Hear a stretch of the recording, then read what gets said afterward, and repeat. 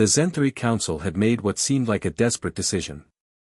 Their most precious cargo, 12 cubs of the nearly extinct Veltar species, needed protection during the perilous journey through the Crimson Nebula. The region crawled with Shadowmaw predators, creatures that could phase through most energy shields and tear through reinforced hull plating with their plasma-tipped claws. Commander Vextai clicked his mandibles in frustration as he reviewed the assignment. A human, he transmitted to his second-in-command. The Council sends us one fragile, soft-skinned biped to guard our most valuable specimens. The human in question stood barely 6 feet tall, unremarkable by galactic standards. Marcus Sullivan had volunteered for the assignment despite knowing the survival rate for previous Guardians was 0. The Veltar cubs, each the size of a small earth bear but covered in iridescent fur that shifted colors with their emotions, huddled together in the biocontainment bay. Their large, luminous eyes tracked Marcus's every movement as he methodically checked the environmental controls. The atmospheric composition is optimal, Marcus reported, his voice steady despite the magnitude of his task. Cubs are showing normal stress indicators for transportation. Initiating Behavioral Enrichment Protocol 7. What the Zenthari didn't understand about humans was their peculiar evolutionary trait, pack bonding. While most species formed alliances based on genetic similarity or mutual benefit, humans could form protective attachments to virtually any creature they perceived as vulnerable.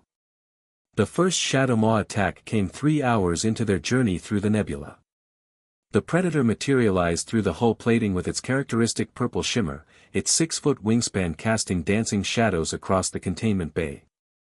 Its compound eyes immediately locked onto the cubs, saliva already dripping from its razor-lined maw. Marcus didn't hesitate.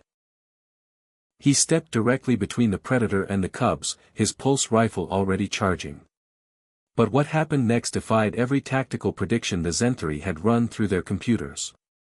The human began to vocalize, not the expected battle cry or intimidation display, but a low, rhythmic sound.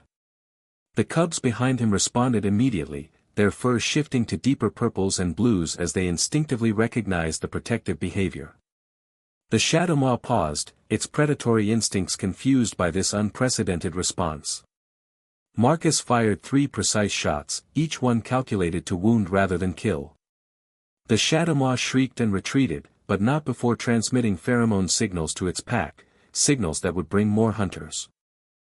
Over the next 18 hours, 7 more Shadowmaws attempted to breach the containment bay.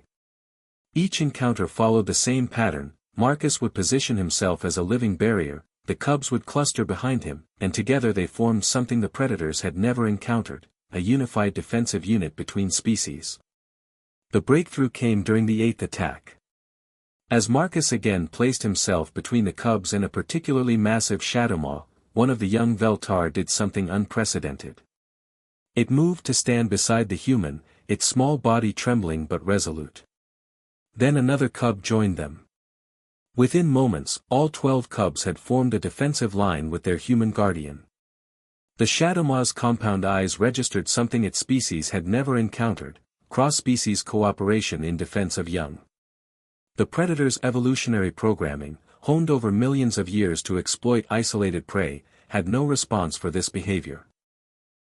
It retreated, broadcasting warning pheromones that would keep its pack away from the ship entirely. Commander Vextai watched the security footage in stunned silence.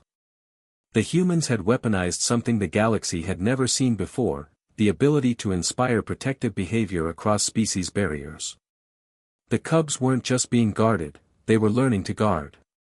When the ship finally cleared the nebula, Marcus sat exhausted among the cubs, their fur now a warm golden hue that indicated deep contentment and trust. The Zenthari Council would later classify this as a breakthrough in interspecies psychology, but Marcus understood it more simply. Sometimes the strongest shield isn't made of energy or metal, it's made of the unbreakable bond between a guardian and those who need protection.